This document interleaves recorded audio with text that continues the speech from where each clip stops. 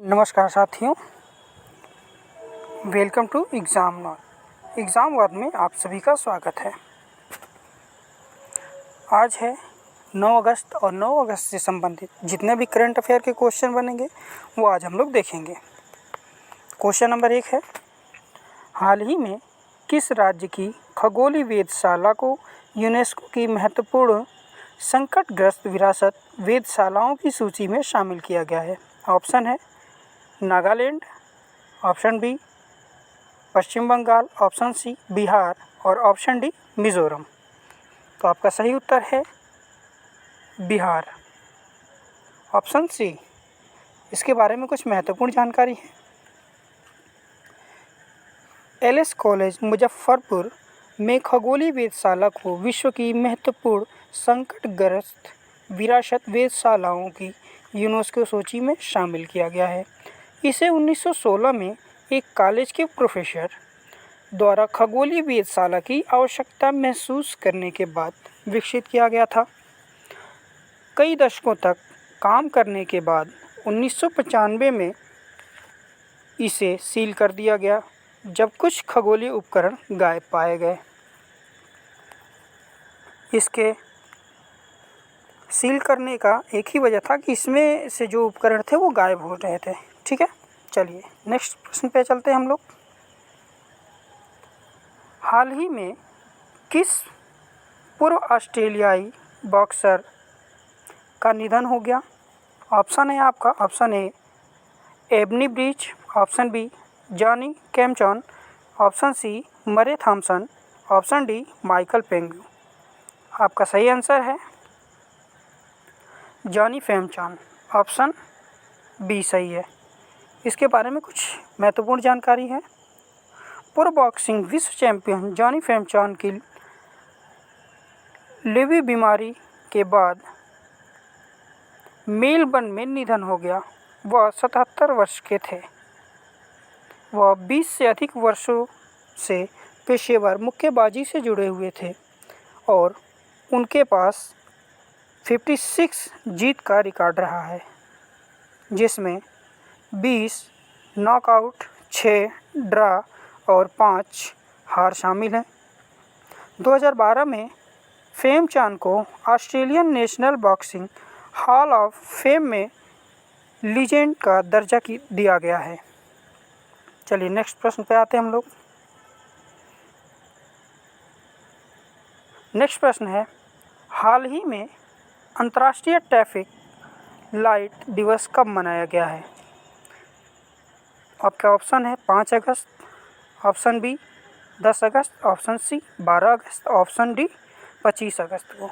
तो इसका सही आंसर है ऑप्शन ए 5 अगस्त को। नेक्स्ट क्वेश्चन है, हाल ही में भारत में 10 नए स्थलों को रामसर स्थलों की सूची में शामिल किया गया है। भारत में अब तक कुल कितने रामसर स्थल नामित हैं?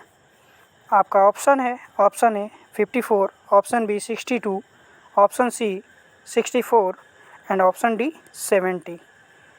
तो आपका सही आंसर है ऑप्शन सी 64। चलिए नेक्स्ट प्रश्न पे आते हैं। इसके बारे में कुछ और जानकारी भी ले लेंगे हम लोग। भारत और चीन के पास अब अंतर्राष्ट्रीय महत्व की अर्धभूमियों में संख्या सबसे अधिक है तथा 10 और भारतीय स्थलों के रामसर सूची में शामिल होने से इनकी कुल संख्या 64 हो गई है। रामसर सूची का उद्देश्य अर्धभूमियों का एक अंतर्राष्ट्रीय नेटवर्क विकसित करना और इसे सुरक्षित रखना है, जो इनके पारिस्थितिकी तंत्र घटकों, प्रक्रियाओं और लाभों के संरक्षण के जरिए वैश्विक जैविक विविधता की सुरक्षा तथा मानव जीवन के लिए महत्वपूर्ण है। सूची में शामिल किए गए 10 नए स्थलों में तमिलनाडु के 6 और गोवा, कर्नाटक, मध्य प्रदेश तथा ओडिशा का एक स्थल शामिल है। रामसर ईरान में स्थित वह स्थान है जहां 1971 में अंतर्राष्ट्रीय आर्द्रभूमि संधि पर हस्ताक्षर किया गया था। साथियों, ये क्वेश्चन आ सकता है कि किस राज्य के सबसे ज़्यादा स्थल हैं, तो वो है तमिलनाडु के 6 स्थल हैं। ठीक है, चलिए नेक्स्ट प्रश्न पे आते हैं हम लोग।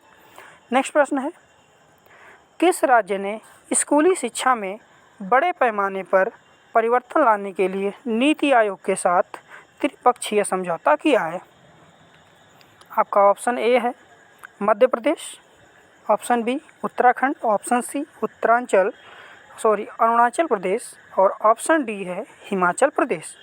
आपका सही आंसर है अरुणाचल प्रदेश, ऑप्शन सी अरुणाचल प्रदेश। चलिए नेक्स्ट प्रश्न है,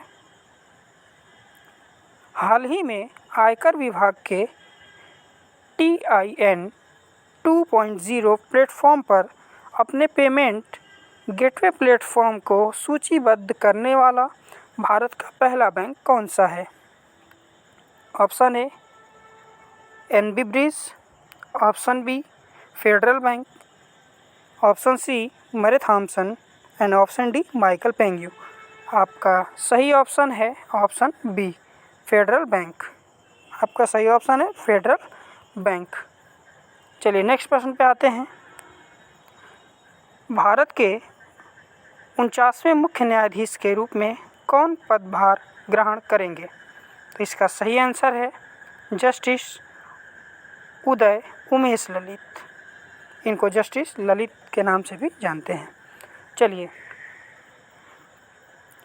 नेक्स्ट प्रश्न है, हाल ही में कौन सा देश भारत का तीसरा सबसे बड़ा कोयला आपूर्तिकर्ता बन गया है? ऑप्शन है संयुक्त राज्य अमेरिका, ऑप्शन बी है रूस और ऑप्शन सी इराक और ऑप्शन डी है ईरान। आपका सही आंसर है रूस, ऑप्शन बी। ऑप्शन बी है रूस। जैसा कि आप देखते हैं साथियों के अभी रूस और यूक्रेन का युद्ध हुआ, जिसमें बहुत सारी रूस पे पाबंदियां लगाई गई हैं, लेकिन उन सब से हट करके भारत ने वहाँ पे अपना व्यापार को जारी रखा और वहाँ से कोयला आपूर्ति कर रहा है। इसके बारे में कुछ और जानकारी प्राप्त करें तो जुलाई 2022 में रूस भारत का तीसरा सबसे बड़ा कोयला आपूर्तिकर्ता बन गया है और आयात जून की तुलना में 5वें हिस्से से अधिक बढ़कर रिकॉर्ड 2.06 मिलियन टन हो गया है। रूस ऐतिहासिक रूप से इंडोनेशिया, दक्षिण अफ्रीका, ऑस्ट्रेलिया और संयुक्त राज्य अमेरिका के बाद भारत के लिए कोयला का छठा सबसे बड़ा आपूर्तिकर्ता है, जिसमें मोजाम्बिक और कोलंबिया वैकल्पिक शीर्ष 5 में शामिल हैं। रूस द्वारा यूक्रेन पर आक्रमण करने के बाद रूस से भारत का आयात लगभग 5 गुना बढ़कर $15 बिलियन से अधिक हो गया है। भारत दुनिया का दूसरा सबसे बड़ा कोयला उत्पादक, आयातक और उपभोक्ता है। नेक्स्ट प्रश्न है, हाल ही में अमेरिका की सीनेट ने किस नाटो में शामिल होने के प्रस्ताव को मंजूरी दे दी है? ऑप्शन है स्वीडन और जापान, ऑप्शन बी नॉर्वे और फिनलैंड, ऑप्शन सी स्वीडन और फिनलैंड एंड ऑप्शन डी है नॉर्वे और जापान। तो आपका सही ऑप्शन है स्वीडन और फिनलैंड, ऑप्शन सी। तो आपका आंसर है स्वीडन और फिनलैंड। चलिए नेक्स्ट प्रश्न है, मध्य प्रदेश के किस शहर में एक तैरता हुआ सौर ऊर्जा संयंत्र बनाया गया है? ऑप्शन है खंडवा और option B Bhopal, option C Madras, option D Indore. तो इसका सही आंसर है ऑप्शन ए खंडवा। मध्य प्रदेश के बारे में जानकारी देखते हैं तो मध्य प्रदेश के खंडवा में फ्लोटिंग सोलर पावर प्लांट बनने जा रहा है। दुनिया का सबसे बड़ा फ्लोटिंग सोलर प्लांट बताया जाने वाला यह प्लांट 2022-23 तक 600 मेगावाट बिजली पैदा करेगा। यह परियोजना 3000 करोड़ रुपए से अधिक की होगी। वर्तमान में भारत का सबसे बड़ा floating solar power plant Telangana में चालू हो गया है। मध्य प्रदेश के मुख्यमंत्री शिवराज सिंह चौहान,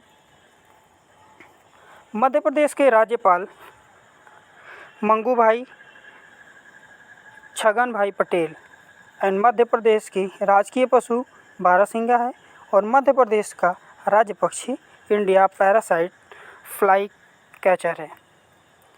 नेक्स्ट प्रश्न है, हाल ही में मिथिलेश चतुर्वेदी का निधन हुआ, वे कौन थे?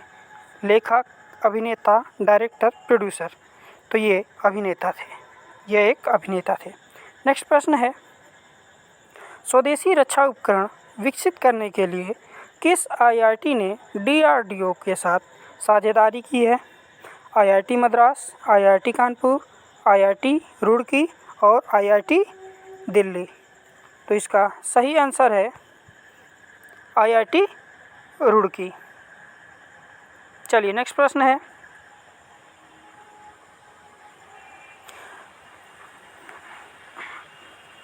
कौन सा देश 2022 के लिए संयुक्त राष्ट्र सुरक्षा परिषद आतंकवाद विरोधी समिति की अध्यक्षता कर रहा है? ऑप्शन ए है Japan, option B Taiwan, option C Bharat और ऑप्शन डी भूटान? तो इसका सही आंसर है ऑप्शन सी भारत। चलिए नेक्स्ट प्रश्न पे आते हैं, पाकिस्तानी सेना के किस लेफ्टिनेंट जनरल को क्वेटा में 12वीं कोर कमांडर के तौर पर नियुक्त किया गया है? Option A Asif Malik, option B Saif Khan, option C Asif Gufar and option D Saif Malik? तो इसका सही आंसर है आसिफ गुफर। आसिफ गुफर नहीं होगा, गफूर है, गफूर। चलिए सही जवाब है ऑप्शन गफूर, आसिफ गफूर। नेक्स्ट प्रश्न है, international dairy federation world dairy summit IDF WDS 2022 सितंबर 12 से 15 सितंबर को किस शहर में आयोजित किया जाएगा? ऑप्शन है चंडीगढ़, गुरुग्राम, नई दिल्ली, मुंबई? तो इसका सही ऑप्शन है नई दिल्ली, ऑप्शन सी नई Delhi. International dairy federation world dairy summit 12 सितंबर से नई दिल्ली में आयोजित होने वाला है। भारत उन्नत देशों से सबक लेकर अपनी प्रति पशु दूध उत्पादकता में सुधार करना चाहेगा। कोविड-19 महामारी के कारण 2 साल के बाद शिखर सम्मेलन का 2022 संस्करण 12 से 15 सितंबर से व्यक्तिगत रूप से आयोजित किया जाएगा। नेक्स्ट प्रश्न है, विश्व का सबसे बड़ा तैरता सौर ऊर्जा संयंत्र कहाँ बनाया जाएगा? इसका ऑप्शन है अरुणाचल प्रदेश, ऑप्शन बी मध्य प्रदेश, ऑप्शन सी उत्तर प्रदेश और ऑप्शन डी है बिहार? तो इसका सही ऑप्शन है, अभी हमने आपको बताया था, मध्य प्रदेश। हाल ही में, नेक्स्ट प्रश्न है, हाल ही में उत्तरी अरब सागर के ऊपर निगरानी मिशन को पूरा कर किस देश की नौसेना की ऑल वीमेन एयर क्रू ने इतिहास रच दिया है? ऑप्शन ए मिस्र, ऑप्शन बी सऊदी अरब, ऑप्शन सी भारत और ऑप्शन डी क्या है? पाकिस्तान। तो इसका सही आंसर है भारत, ऑप्शन सी। भारतीय नौसेना की 5 महिला अधिकारियों ने अगस्त 2022 में डोर्नियर विमान में उत्तरी अरब सागर में पहला स्वतंत्र समुद्री टोही और निगरानी मिशन पूरा कर एक दुर्लभ उपलब्धि हासिल की है। विमान की कप्तानी मिशन कमांडर लेफ्टिनेंट कमांडर आंचल शर्मा ने की थी। INAS 314 पोरबंदर गुजरात में स्थित एक फ्रंटलाइन नेवल एयर स्क्वाड्रन है। नेक्स्ट प्रश्न है, कॉमनवेल्थ गेम्स 2022 में पैरालिफ्टर सुधीर ने पुरुषों की हैवीवेट फाइनल में कौन सा पदक जीता है? ऑप्शन ए स्वर्ण पदक, ऑप्शन बी रजत पदक, ऑप्शन सी कांस्य पदक और ऑप्शन डी इनमें से कोई नहीं। तो उन्होंने स्वर्ण पदक जीता है। ऑप्शन ए सही है, स्वर्ण पदक। सुधीर ने कॉमनवेल्थ गेम्स 2022 में पुरुषों के हैवीवेट फाइनल में 212 किलोग्राम के सर्वश्रेष्ठ वजन के साथ स्वर्ण पदक जीता। सुधीर ने राष्ट्रमंडल खेलों में पैरा पावर लिफ्टिंग में भारत का पहला स्वर्ण पदक जीता। पैरा लिफ्टर सुधीर ने नाइजीरिया के इकेचुकू ओबीचुकू 133.6 अंक को 0.9 अंकों से हराया। सुधीर ने इससे पहले इसी साल जून में दक्षिण कोरिया में विश्व para power lifting Asia Oceania open championship में पुरुषों के 88 किलोग्राम भार वर्ग में 214 किलोग्राम की सर्वश्रेष्ठ लिफ्ट के साथ कांस्य पदक जीता था। सुधीर ने 2022 हांगजू एशियाई पैरा खेलों के लिए भी क्वालिफाई कर लिया है। नेक्स्ट प्रश्न है, निम्नलिखित में से कौन सा देश 2022 के लिए संयुक्त राष्ट्र सुरक्षा परिषद आतंकवाद विरोधी समिति की अध्यक्षता कर रहा है? ऑप्शन ए है चीन, ऑप्शन बी है रूस, option C America, option D Bharat. तो इसका सही आंसर है भारत। भारत आतंकवाद के खिलाफ एक विशेष बैठक के लिए अक्टूबर में अमेरिका, चीन और रूस सहित संयुक्त राष्ट्र सुरक्षा परिषद के 15 देशों के राजनयिकों की मेजबानी करने जा रहा है। भारत 2 साल के कार्यकाल के लिए संयुक्त राष्ट्र सुरक्षा परिषद का निर्वाचित गैर स्थायी सदस्य है। परिषद में भारत का कार्यकाल इस साल दिसंबर में समाप्त होगा। भारत 2022 के लिए सुरक्षा परिषद की आतंकवाद विरोधी समिति के अध्यक्षता कर रहा है। नेक्स्ट प्रश्न है, हाल ही में फिनटेक प्लेटफॉर्म भारत पे ने अपना नया मुख्य वित्तीय अधिकारी किसे नियुक्त किया है? ऑप्शन ए है Smriti Handa, option B Bhavik Koladiya, option C Suhail Sameer and option D है नलिन नेगी। तो इसका सही आंसर है option D Nalin Negi. Fintech platform BharatPe ने SBI कार्ड के पूर्व CFO नलिन नेगी को अपना नया मुख्य वित्तीय अधिकारी नियुक्त किया। भारत पे अपनी इनिशियल पब्लिक ऑफरिंग IPO की तैयारी कर रहा है। नलिन नेगी भारत पे के लिए वित्त कार्य का प्रभार संभालेंगे और मार्च 2023 तक कंपनी EBITDA को सकारात्मक बनाने की दशा में काम करेंगे। वे भारत पे के CEO सुहेल समीर को रिपोर्ट करेंगे और भारत पे के बोर्ड के साथ मिलकर काम करेंगे। नेक्स्ट प्रश्न है, आज का लास्ट प्रश्न है, हाल ही में लार्सन एंड ट्रूबो ने IT और ITES प्रौद्योगिकी पार्क स्थापित करने के लिए किस राज्य सरकार के साथ समझौता ज्ञापन पर हस्ताक्षर किया है? Option A Gujarat, option B Rajasthan, option C Himachal Pradesh और ऑप्शन डी उत्तरांचल। तो इसका सही आंसर है ऑप्शन ए गुजरात।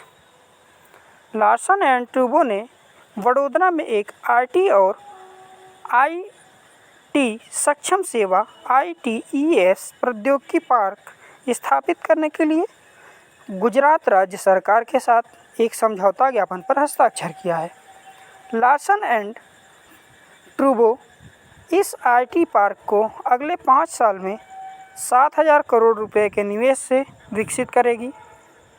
यह एक वर्ष में 2,000 इंजीनियरों और अन्य पदों के लिए रोजगार और अगले 5 वर्षों में 10,000 प्रत्यक्ष और अप्रत्यक्ष रोजगार प्रदान करेगा।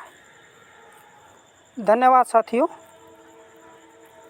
आप सभी को ये वीडियो कैसी लगी मुझे कमेंट में ज़रूर बताएं और इस हमारे चैनल को शेयर, सब्सक्राइब